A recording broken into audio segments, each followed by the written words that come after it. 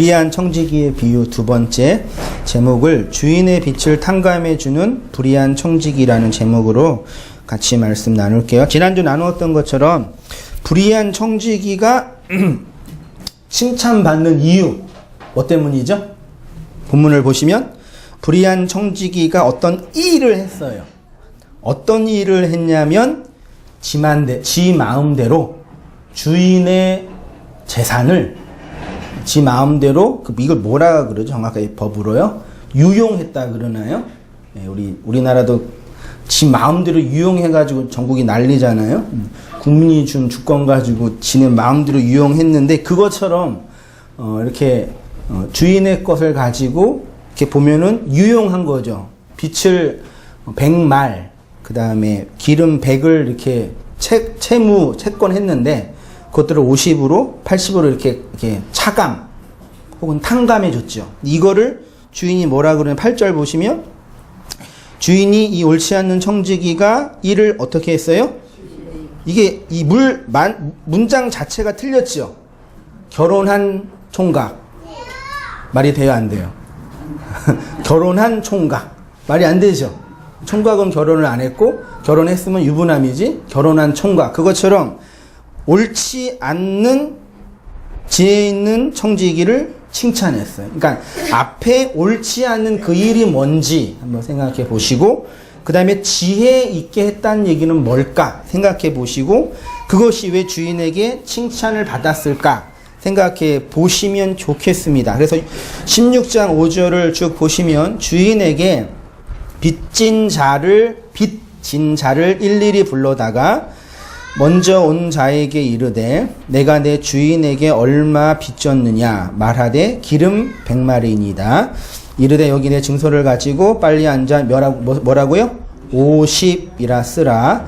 또 다른 이에게 이르되 얼마 빚졌느냐 밀 100석이라. 이르되 내 증서를 가지고 몇이라고요? 80이라 쓰라.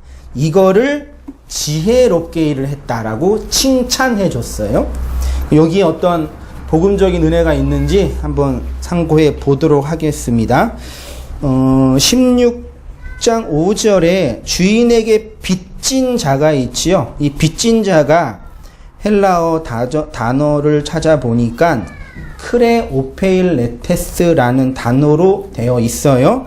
이 크레오페일레테스 단어를 분석해 보니까 크라오랑 오페일레테스로 조합된 단어래요.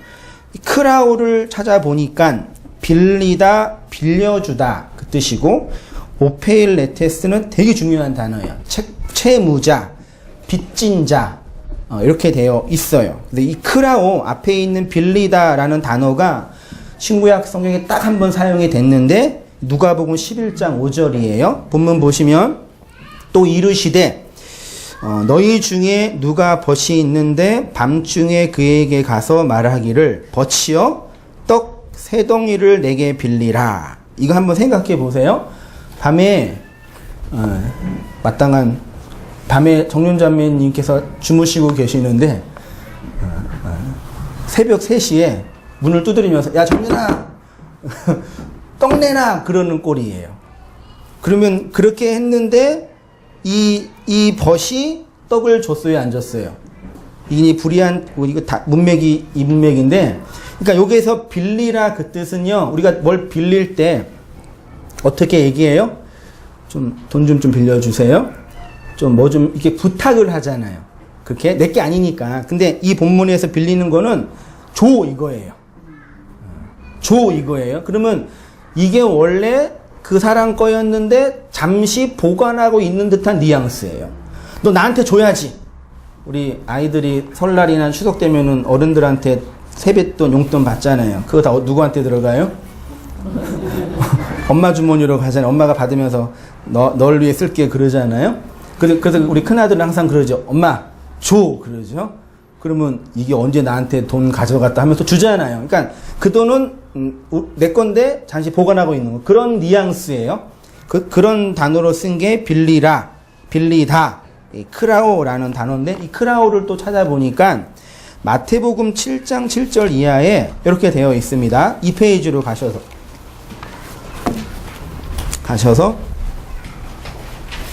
7장 7절 보시면 한번 같이 한번 읽어보시겠습니다. 7장 7절 시작. 구하라 그러면 너희에게 주실 것이요.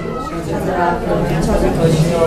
문을 두드리라 그러면 너희에게 열릴 것이니. 구하는 이마다 얻을 것이요. 찾는 이가 찾을 것이요. 두드리는 이에게 열릴 것이니라. 구하라 아이테오, 찾으라 제테오, 두드리다 크루오라는 단어인데요. 하나님께서 우리에게 구하라고 명령하셨으니까 우리가 주님께 구하는 모든 것들은 주님께서 주시지요. 등을 밝은 걸로 바꿔가지고 눈이 엄청 부셔서 죄송해요. 하나님께서 우리에게 구하라고 명령하셨잖아요. 그러면 구하라, 찾으라, 두드리라 그러면 주신다고 했으니까 이 땅에 필요한 것들을 구하면 주신다는 말씀이지요. 가 아니라 하나님이 우리에게 구하라고 할 때 그 구하라는 그건 정해져 있죠. 뭘 구해요? 네, 성령. 성령을 구하고 성령을 구하면 준다는 얘기예요. 딴 거 구하면 줘요, 안 줘요?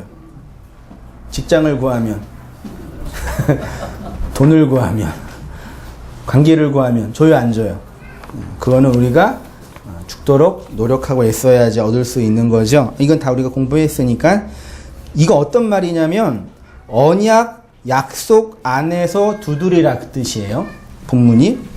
다시 말해서 두드리라 라는 신호를 보내면 안에서 약속된 신호인지 확인하고 문을 열어주는 차원.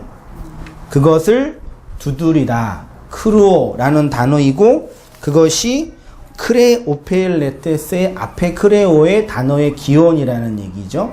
그러니까 뭘 말씀드리고 싶냐면 빚진 자 크레오펠레테스의 개념은 하나님과 언약 안에 빚진 자. 그러니까 빚을 졌다라는 얘기는 돈을 많이 받기 위해서 빚지는 게 아니라 무엇인가 다른 것들을 받기 위해서, 주기 위해서 빚이라는 걸 줬다는 얘기예요.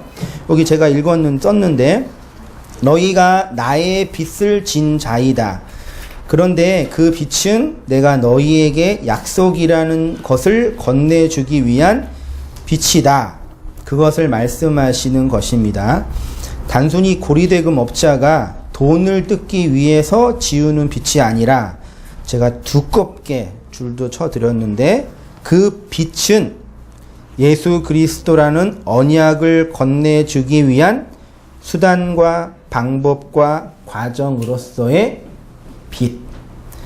슬픈 일이지만 인생을 사시다가 사업을 하시다가 빚을 지고 빚을 갚을 수 없으면 어떤 일이 벌어져요?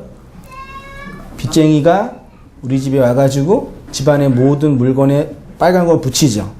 딱지를. 그 붙였다는 얘기는 무슨 뜻이에요? 이 물건에 대한 소유권은 너가 아니라 나한테 있다.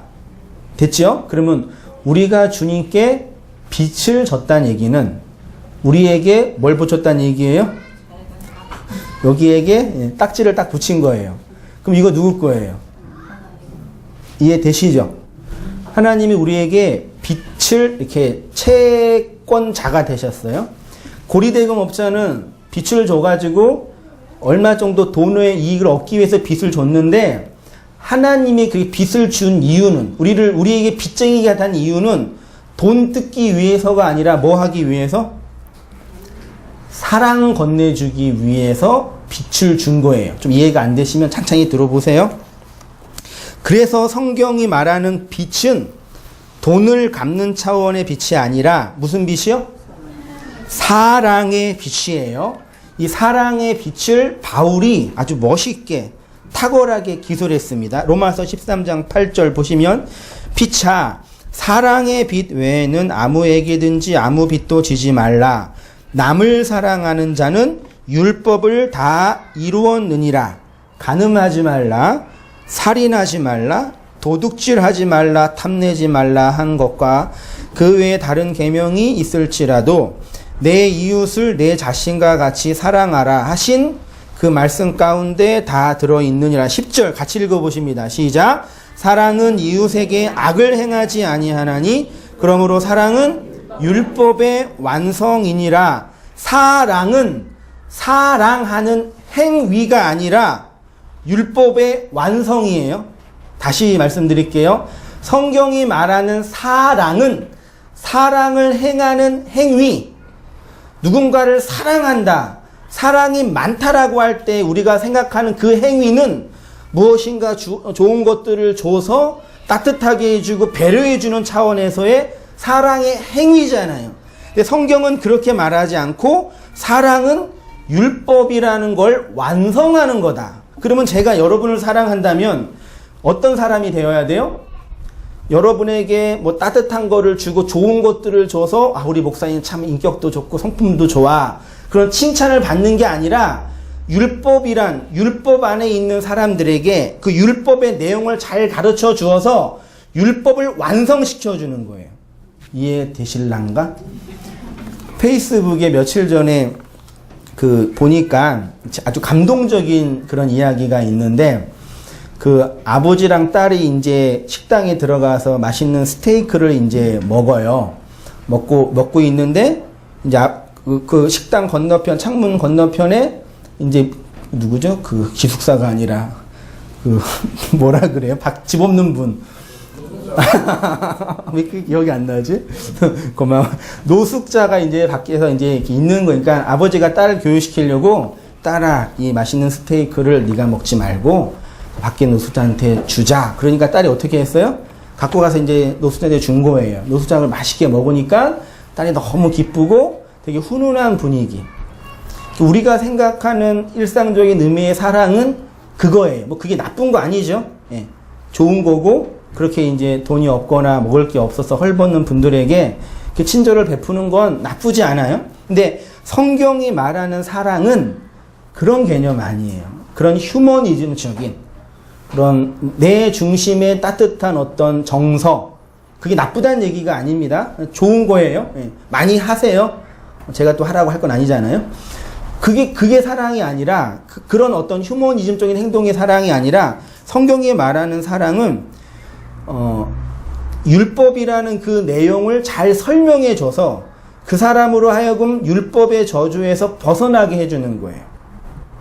됐죠? 예를 들어서 이런 간증을 이름을 안 대면 쉽게 예를 들면 사랑이 뭔지 예를 들면 한 자매님이 이제 시험을 봐요. 대학교 시험을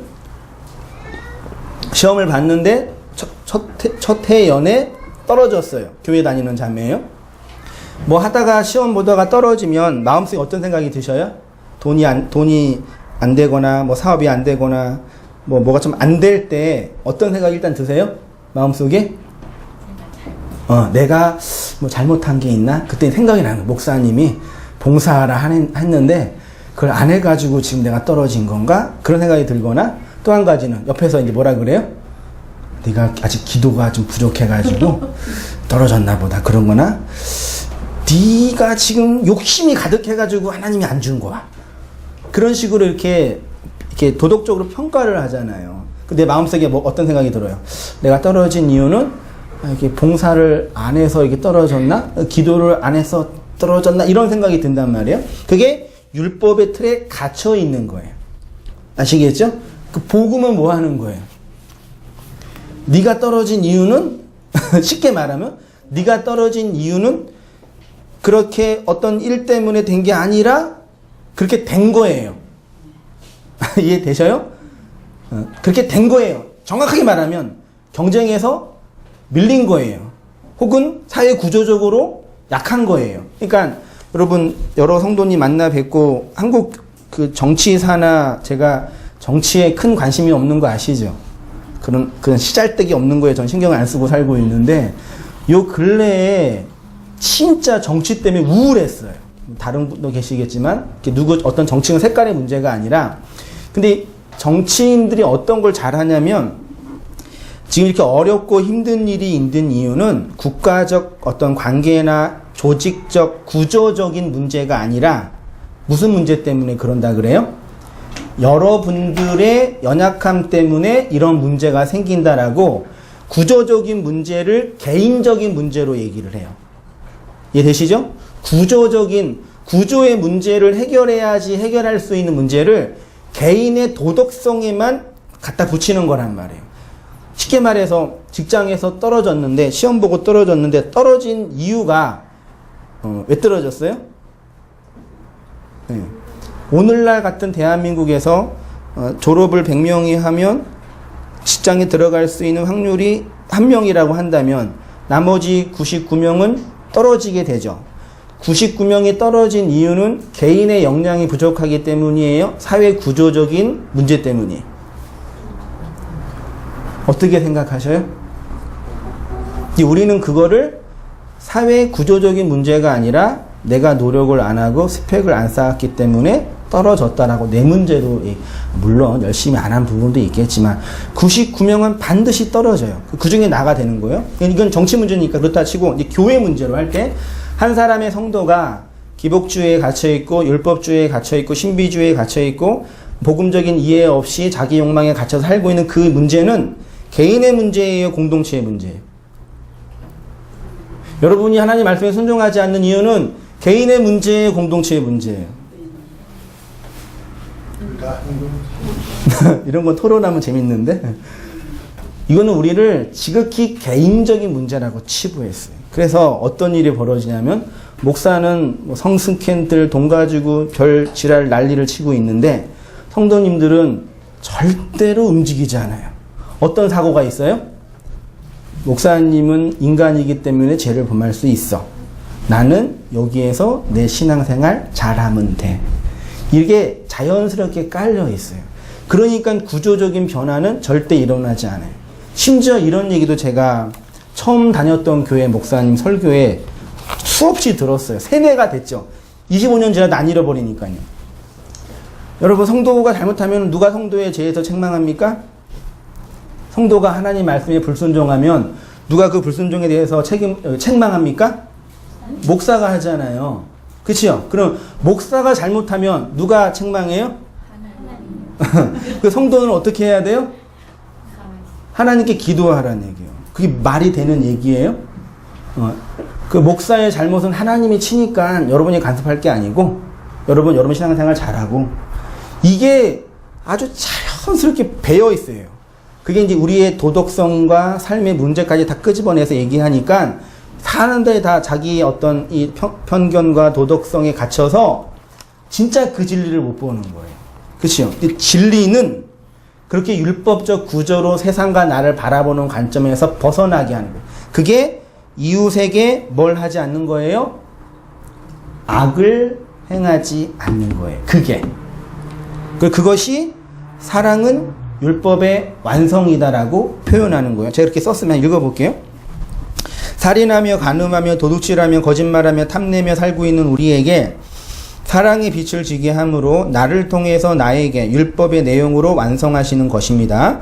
그것이 사랑인데 성경이 말하는 사랑은 휴머니즘이 말하는 그런 것이 아니라 율법의 외현을 통해서 하나님께로 저당 잡히는 것을 사랑이라고 합니다. 율법과 대조되는 사랑이 따로 있는 것이 아니라 율법을 내용으로 사랑으로 전달되고 확인되는 것. 그래서 사랑은 사랑하는 행위가 아니라 율법의 완성이다 라고 하는 것이고요. 그 말은 사랑의 내용이 뭐라고요? 율법이라는 얘기예요.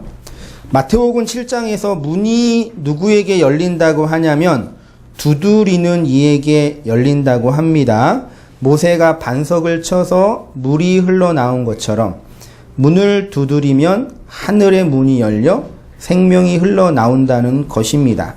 예수가 십자가에서 죽으심으로 하늘의 문을 두드렸고 진리의 하늘이 찢어져 우리에게 성령의 생수, 진리의 말을 건네주셨다. 그러니까 본문에서 말하는 빚진 자, 크레오페일레테스는요, 고리 대금업자가 돈을 벌기 위한 목적으로 빛을 주는 차원이 아니라 하나님의 사랑을 건네주기 위한 빛을 의미합니다. 불의한 청지기는 주인의 그 의도를 알았기 때문에 주인의 것으로 빚진 자들의 빛을 탕감해 주었고, 그래서 불의하지만 지혜로운 청지기라고 칭찬받았습니다. 성도가 이렇게 불의한 청지기의 지혜로운 헌신으로 뭘 탕감받았어요? 빛을 탕감받았지요. 빛을 탕감받았다는 것을 믿으시기 바랍니다. 잘 안 되네. 그러면 우리는 어떻게 살아요? 하나님께 그 빛을 탕감받았으면 어떻게 살아요? 그게 마태복음 6장 12절에 있는 말씀인데요. 보세요. 3페이지로 갔습니다. 우리가 우리에게 죄 지은 자를 사하여 준 것 같이 우리 죄를 사하여 주옵시고, 이 본문을 원문으로 보면 우리가 우리에게 죄 지은 자를 원어로 보니까 이게 오펠레테스예요. 성경에서의 죄의 기본적인 단어는 하마르티아라고 해요. 관역에서 벗어나다, 그렇게 이해하고 있는데, 여기는 죄를 사해 주는 게 아니라 오펠레테스, 뭐예요? 빚진 자예요. 그러면 우리가 우리에게 빚진 자를 사하여도, 이것도 뭐 용서, 어떻게 인간이 인간을 용서해요? 너의 죄를 사하노라. 그 말이 안 되고, 사하여다가 아니라 이게 뭐냐면 아피엠이라는 단어인데 그냥 풀어주다, 자유롭게 놓아주다, 그 뜻이에요. 그러면 직역을 하면 우리를 자유롭게 하옵소서, 아피엠이 우리가 우리에게 빚진 자를 자유롭게 한 것처럼, 이 뜻이에요. 그러니까 우리의 빚을 탕감받기 때문에 다른 일을 자유롭게 할 수 있는 자가 기도하는 자, 프로슈코마이예요. 내가 그 주님께 탕감받은 자로서 그 탕감받은 진리, 율법의 내용을 프로슈코마이, 건네줘서 그로 하여금 그 율법의 빛에서 자유롭게 만들어주는 삶을 성도의 기도하는 삶이라고 해요. 그래서 그 일을 오늘 불의한 청지기가 했어요. 어떻게 했어요? 보세요. 구체적으로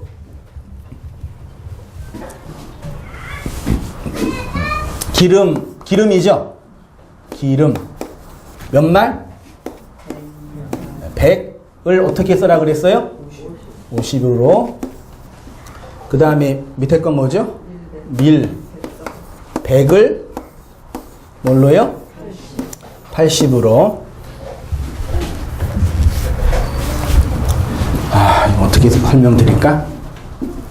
성경에서 기름은 뭐예요? 이게 올리브 기름이거든요. 올리브 기름을 이렇게 상온에 두면 어떤 색이 돼요? 금색이 돼요. 금. 그래서 성경 기명을 금으로 칠하라 그랬죠. 올리브 기름, 이렇게 기름으로 칠하면 이게 금으로 변해요. 금은 뭐예요? 말씀이에요. 그래서 욥기에 뭐라 그래요? 그가 나를 단련하신 후에는 내가 정금처럼 나오니라 그랬죠. 요즘은 그런 기도 하죠. 주님, 정금은 필요 없어요. 정금 괜찮아요. 그냥 단련만 하지 마세요. 안 그러나요? 그런 기도가 나와야 돼요. 금 필요 없다니까요. 뭐 정금이에요. 상관없어요. 은동 상관없어요. 그냥 단련만 하지 마세요. 그 말 나와야 돼요. 말씀은 뭐예요? 영이에요. 영. 그렇죠? 기름은 금이고 금은 말씀이고 말씀은 영이에요. 그걸 100으로 설명했는데 성경에서의 100은 완전, 충만, 온전. 그래서 제가 예를 든 게 마가복음 4장 8절에 더러는 좋은 땅에 떨어짐에 자라 무성하게 결실하였으니 몇 배? 30배, 60배, 그 다음 90배가 아니라 100배예요. 이게 제가 그때 한번 창세기 강의할 때 설명한 게 있어요. 그거 보시면 되고, 100, 하나님의 씨가, 말씀이 훈련받아 우리를 성숙하게 해서 100으로 완성된다. 그 뜻이에요. 그래서 이제 창세기 26장 11절에도 이삭이 그 땅에 농사하여 그의 몇 배요? 100배. 하나님의 말씀의 완전, 온전, 충만. 그래서 마태복음에 하나님 아버지가 온전하신 것처럼 너희도 뭐하라? 그때 그 온전을 숫자로 표현하면 100이에요. 됐죠? 그 온전한 100을 어떻게 주신다고요? 50으로, 이 50이 헤카톤인가? 한번 나머지 보세요. 그대 썼어요. 이게 50이 어디에서 왔냐면 5에서 왔어요. 5. 성경에서 5는 뭐예요? 율법이에요. 모세 오경이죠. 그래서 그 사마리아 여자의 남편이 몇 명이에요? 5명. 율법의 남편에게 살았던 여자의 인생. 모세 오경이죠. 그러면 율법의 내용을 통해서 이렇게 힘들지 오늘? 율법의 내용을 통해서 읽을게요 그냥. 어디부터 하냐면요. 3페이지 위에 보세요. 그런데 기름 100이라고 합니다. 헬라어로 엘라이온이라고 하는데 성경에서 기름은 정말 중요한 신학적 의미가 있습니다. 레위기 2장 15절에 그 위에 기름을 붓고 그 위에 유황을 더할 찐이 이는 소재니라. 사무엘상 16장 13절에 사무엘이 기름불을 취하여 다윗에게 부은 거예요. 마태복음 25장 4절에 슬기 있는 자는 그릇에 기름을 담아 등과 함께 가졌더니 야고보서 5장 14절에 너희 중에 병든 자가 있느냐? 저는 교회의 장로들을 청할 것이요. 그들은 주의 이름으로 뭘 발라요? 기름, 말씀이에요. 여기서 장로는 오늘날 장로교에서 말하는 장로가 아니라 말씀을 전하는 목사, 선생이에요.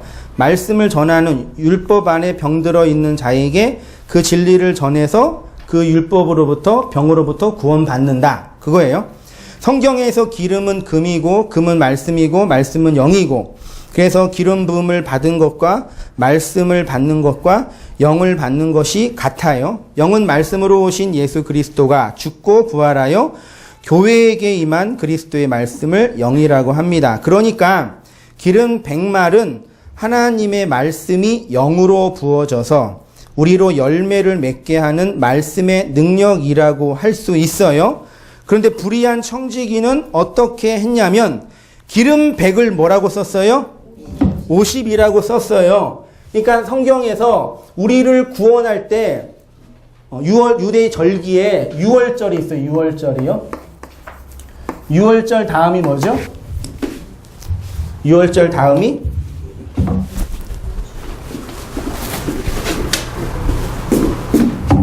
무교절이죠. 무교절 지나서 50일이 지나면 무슨 절이에요? 그걸 오순절이라 그래요. 오순절날 무슨 일이 일어났어요? 구약에 신의 산에서 모세가 뭘 받았어요? 십계명 돌판 율법을 받았죠. 그리고 율법을 받으니까 땅에서 백성이 뭐하고 있었어요? 금송아지를 만들고 지네끼리 놀고 있었죠. 모세가 열받아서 어떻게 했어요? 돌판을 던져서 몇 명 죽었어요? 3,000명 죽었어요. 이 구약에 일어난 사건이었어요. 신약에 와서 어떤 일이 일어났어요? 오순절날 성령이 임해서 누가? 베드로가 설교를 해서 몇 명 구원받았어요? 3,000명. 우리가 전도하고 기도하면 3,000명이 구원받는 얘기가 아니라 구약에서 율법이 떨어져 옛사람이 죽고 성령이 임해서 새 사람이 살아난다. 그게 오순절이에요. 그 오순절은 유대 절기로는 보리를 추수하는 거예요. 씨를 뿌리고 첫 수확을 하는 거예요. 하나님의 말씀에 의해서 수확이 돼서 이렇게 하나님 나라가 된 거고, 그 다음에 오순절 지나서 무슨 절기 있어요? 장막절이 있죠. 장막절은 뭐냐면 뿌려서 거둔 것을 집에 보관하는 거예요. 하나님 나라에 보관하는 거예요. 그게 50오순절이에요. 율법 말씀을 통해서 우리를 하나님의 백성으로 거듭나게 한다. 구원받게 한다. 100으로 완성하게 한다. 그 얘기고, 그 다음에 80이죠. 제가 이거 하려고요. 수요일 밤새고 금요일 밤샜어요. 죄송해요. 그래 집에 못 돌아가서 엄청 혼났어요. 집에 있는 사람한테. 아니, 힘들어서 밤샌 게 아니라 이 필이 올 때가 있잖아요. 그때는 그냥 써야 되는데 아침에는 좀 편안하게 했는데요. 오늘 사람 많아서 힘들어서 그러나? 애들이 울어서 그러구나. 그렇죠? 예. 그럼 이거 할게요. 이거. 예. 밀백석을 80으로 써라 그래. 여러분 도와주세요, 저를요. 네. 아기에 상관없이 우리 즐겁게 해봅시다. 이 80은 어디에서 왔어요? 8에서 왔어요. 8. 이 8이 뭐예요? 8이 뭐예요? 구원받은 성도의 수예요. 노아의 방주에 몇 명 있었어요? 8명. 겨우 8명 있었고, 그 다음에 할례는 언제 받았어요? 태어난 지 8일 만에. 예수님 언제 부활했어요? 안식 후 첫날 1일부터 7일 안식일이죠. 8일날 부활했어요. 부활, 구원. 그러니까 8은 구원의 수예요. 어떻게 구원받아요? 하나님의 말씀으로. 그래서 7은 언약의 수예요. 그러니까 5라는 율법을 제가 그냥 이렇게 논리를 피는 거니까 어디서 그랬냐 그러면 그냥 그러는 줄 아세요? 공부 열심히 하고 있어요. 5라는 하나님의 말씀을 7이라는 언약으로 받으면 8로 구원받아요. 부활해요. 그러면 그것이 100으로 완성된다. 이게 구원의 비밀, 지혜인데 불의한 청지기가 그걸 알았어요. 그래서 옛날에 2000년 전에 우리 주님께서 이걸 기록을 그대로 해가지고 우리한테 전수해서 이 본문을 보고 있는 우리로 하여금 어떻게 해요? 내가 이렇게 구원을 받아서 하나님의 백성이 됐구나를 알게 되는 거예요. 그렇게 제가 4페이지인가요? 4페이지 위에 보시면 읽어볼게요. 그 율법이 죽고 영의 말씀으로 임한 사건이 오순절 성령 강림입니다. 오순절은 6월절 이후 50일이 지난 날로 모세가 시내산에서 율법을 받고 금송아지 사건으로 3,000명이 죽었던 그날인데 신약에 와서 예수 그리스도의 죽음 이후 오순절이 되던 그날에 성령이 임하여 3,000명이 살아나게 되었습니다.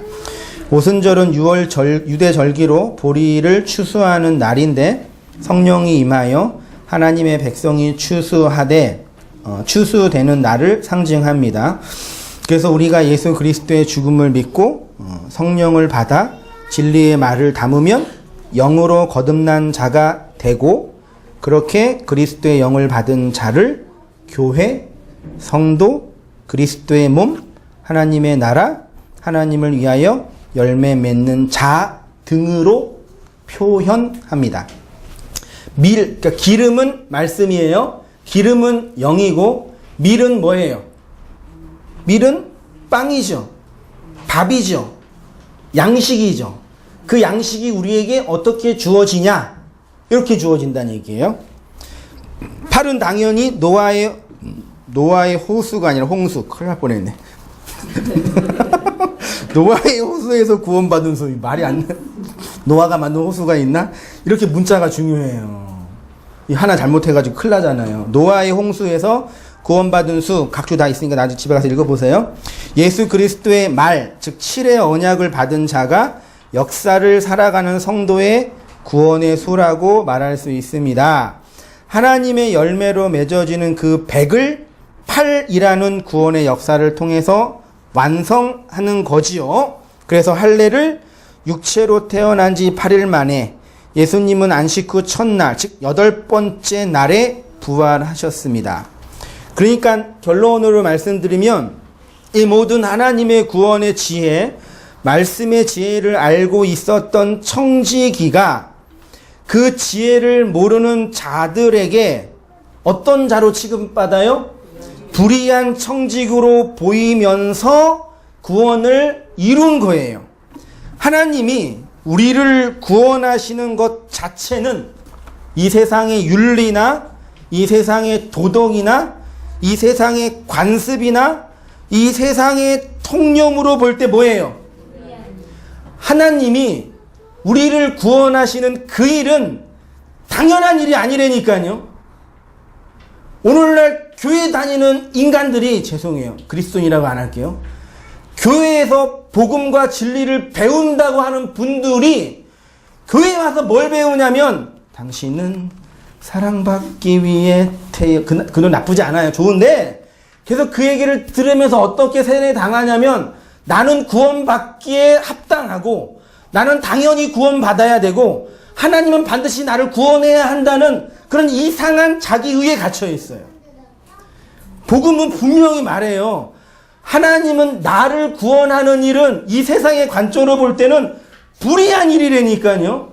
어떻게 나 같은 인간이 구원받아요? 그게 신앙 고백이에요. 근데 우리는 교회 가서 뭐 배워요? 당신은 당연히 구원을 받아요. 하나님의 사랑이라는 미명 안에서. 그래서 성도들이 교회 와서 좀 은혜 받다가 뭐 잘못하면 목사가 잘못하고 성도들이 잘못하면 뭐 하세요? 삐지시잖아요. 그거 아니에요. 생각해 보세요. 나를 구원하는 그 일은 하나님의 입장에서는, 이 세상의 입장에서는 불의한 일이에요. 하나님이 스스로 불의한 자가 되었기 때문에 나가 구원받은 거라니까요. 그 속에서 감사가 나오고 감격이 나오고 고마움이 나와요.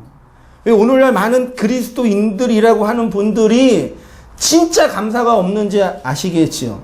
돈이 없고 환경이 어려우면 우울하기는 하죠. 근데 그거는 인간이면 누구나 다 당하는 어려움들이잖아요. 너나 나나 다 같이. 지금 우리나라에서 가장 힘든 사람이 누구예요? 네? 이 나라에서 가장 힘든 사람이 지금 누구예요? 나라고요? 지금 분위기 파악 못하시네. 그 권력과 힘과 돈과 모든 거 400억을 주무를 수 있는 그 권력이 있는 그 위치에 있는 사람들이 가장 불행하잖아요. 그거를 불의한 청지기가, 지혜로운 청지기가 알아서 주인에게 빚진 자들에게 구원의 내용을 설명한 거예요. 그거를 문자로 기록해서 우리에게 건네준 거예요. 이거 읽은 우리가 뭐예요? 아, 하나님이 나를 이렇게 구원하시려고 이 사역을 펼치셨구나 알면 얼마나 감격하고 감동이에요. 그렇죠. 그 불의한 일을 하나님이 행하셔서 우리를 구원하시는 것이 하나님의 구원의 지혜.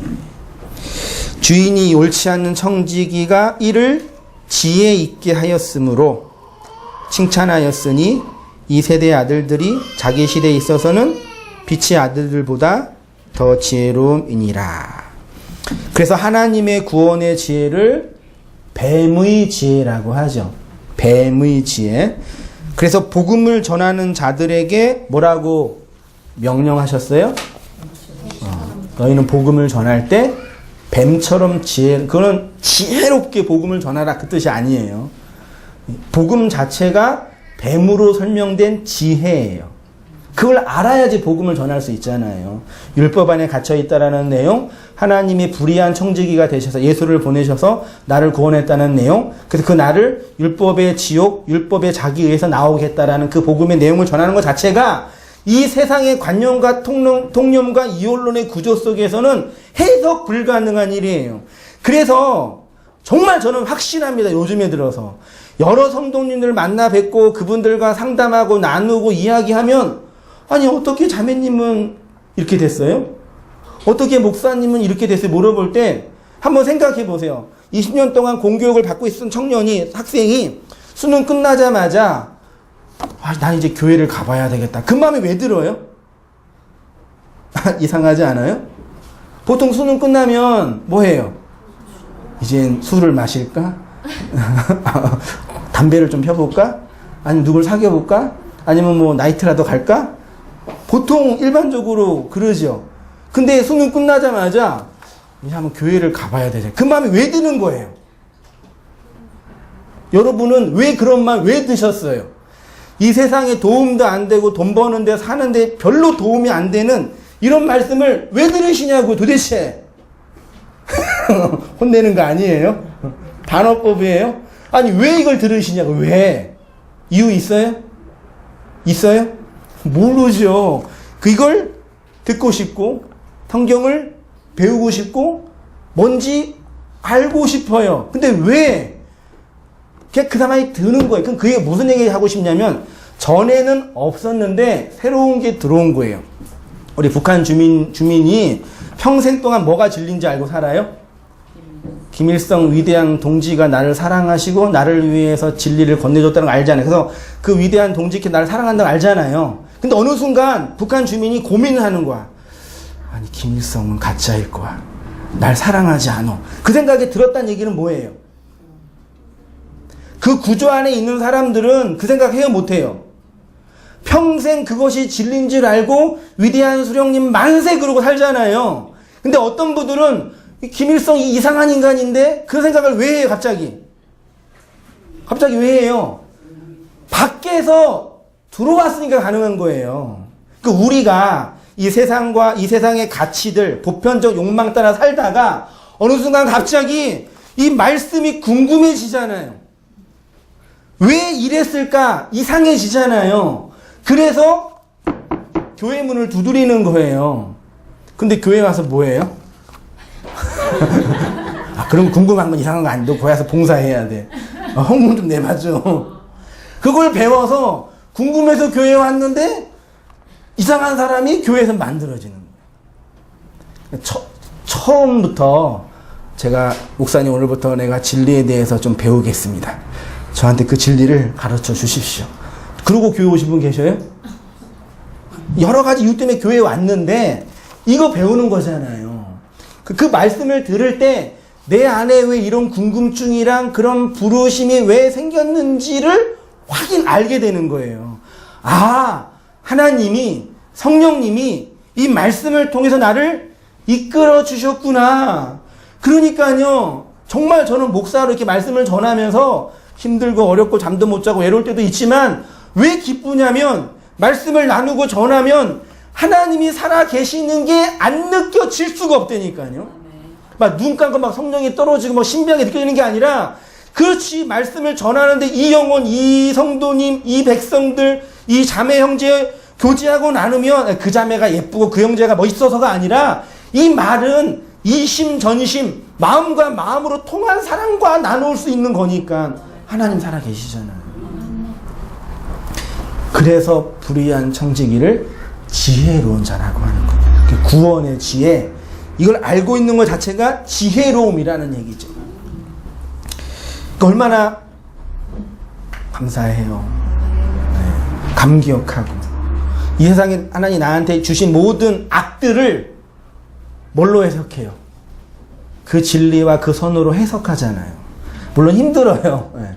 돈이 없고 환경이 안 되고 고통스럽게는 힘들어. 근데 이것이 나를 망하게 하고 나를 절망하게 하고 나를 지옥에 보내려고 하는 그 악이 아니라 나를 이 사랑 알게 해준 하나님의 그 빛이라는 걸 아니까요. 사랑의 빛이 되잖아요. 그러니까 이 세상으로부터 자유롭게 되잖아요. 물론 사는 게 뭐 편하다 그 얘기가 아니. 무슨 말씀인지 아시죠? 예. 그래서 지혜라고 합니다. 그 구원의 지혜가 무엇인지 모르니까 예수의 죽음과 부활과 영으로 임한 그 사건에 대해서 아예 뭐가 없어요? 그래서 진리를 전하는 설교자나 교사의 말을 들을 수 있는 유일한 사람은 이 진리에 대해서 관심이 있고 찾는 사람만 들려요. 그렇지 않는 사람은 어떻게?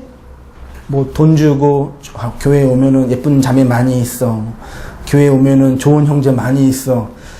우리 교회 그런 교회죠? 그런 거짓말이나 하면서 그렇게 하려고 애를 쓰는 거죠. 근데 진리는 그 마음이 있는 사람만 듣는 거예요. 그러니까 이게 하잖아요. 그럼 어떻게 전도합니까, 목사님? 어떻게 전도해요? 그 진리에 관심이 없는 사람에게? 그게 물어보면 제가 어떻게 답하냐면 성도님은, 자매님은 어떻게 이 진리를 듣게 되었습니까? 그거 그대로 하시면 돼요. 어떻게 이 말씀을 듣게 되셨어요? 그거 그대로 전도하면 된다니까. 그대로, 내가 했던 그대로. 그게 전도예요. 그렇습니다. 마지막으로 바울의 이 해석을 읽고 오늘 설교를 마치도록 할게요. 제가 먼저 한번 읽어볼게요. 고린도전서 1장 21절. 하나님의 지혜에 있어서는 이 세상이 자기 지혜로 하나님을 알지 못하므로 하나님께 전도하면 미련한 그 뜻이 아니라 캐리그마의 복음의 진리, 예수의 죽음과 부활 이 사건 이거 자체가 미련한 거라니까요. 소통이 안 되는 사건이라니까요. 그래서 그 미련한 거예요. 그걸 하나님의 지혜라고 표현한 거예요. 오직 부르심을 받은 자들에게는 유대인이나 헬라인이나 그리스도는 하나님의 능력이 하나님이 뭐예요? 지혜입니다. 마지막 고전 2장 16절 같이 한번 읽고 오늘 설교 마치겠습니다. 시작. 그러나 우리가 온전한 자들 중에서는 지혜를 말하노니 지혜가 아니요 또 이 세상에서 없어질 통치자의 지혜도 아니요 오직 은밀한 가운데 있는 하나님의 지혜를 말하는 것으로서 곧 감춰졌던 것인데 하나님이 우리의 영광을 위하여 만세전에 미리 정하신 것이라. 이 지혜는 이 세대의 통치자들이 한 사람도 알지 못하였나니 만일 알았더라면 영광의 주를 십자가에 못 박지 아니하였느니라. 우리가 이것을 말하거니와 사람의 지혜가 가르친 말로 아니하고 오직 성령께서 가르치신 것으로 하니 영적인 일은 영적인 것으로 분별하느니라. 아멘. 기도하겠습니다. 은혜가 진리와 함께 영원히 시온에 넘치네. 아멘. 이제는 우리 주 예수 그리스도의 은혜와 하나님 아버지의 크신 사랑과 성령의 교통하심이 주의 빛을 탕감해 주신 불의한 청지기의 수고로 자유롭게 살아가며 안식하며 살아가는 우리 모든 성도님들의 삶 속에 지금부터 영원까지 함께 있을지어다. 아멘.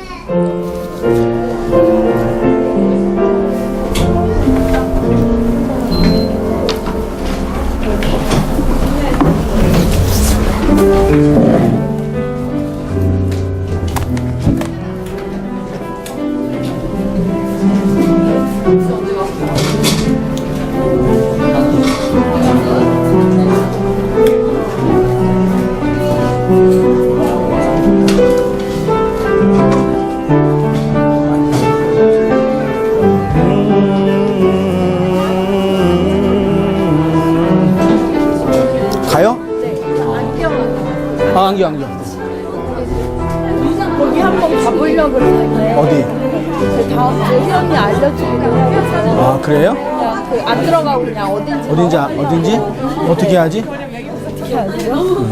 이게 걸어가실 그 장소는 일로 쭉 가면 영창 피아노 있어요. 영창 피아노 3번 출구 바로 앞에요. 3번 출구 안으로 쭉 들어가면은 50m 들어가면은 삼성 공판장이 있어요. 삼성 공판장 거기 지하예요. 알았어요. 모르면 또 전화해요. 전화해요. 안녕히 계세요. 치료 잘 받아요? 네. 잘 받고 다음 주에 올게요. 힘내고 잘해요. 오케이. 안녕히 계세요. 안녕하세요. 네.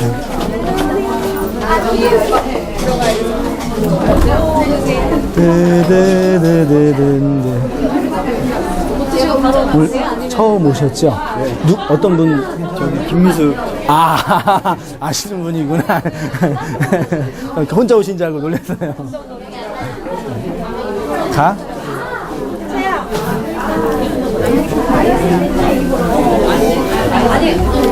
아, 예, 안녕하세요. 예. 아, 우리 집사님, 이렇게 하셨구나. 아, 여기 전도하신 거예요, 말하자면요? 같이 계셨어요? 오늘 지금 아드님이세요? 네, 얘가 기숙학교에 다녀서 집에 몇 학년인데요? 고2요. 고2예요? 기숙학교에 다녀요? 기숙학교에? 주말에만 겨우 오구나, 그러면. 예. 일단 들어오서 앉으세요. 일단 앉으세요. 오늘 좀, 어서오세요. 좀 정신이, 들어오세요. 일단 오세요. 안녕하세요. 들어오셔요. 저기 앞에, 어떡하지? 맞기 춥죠?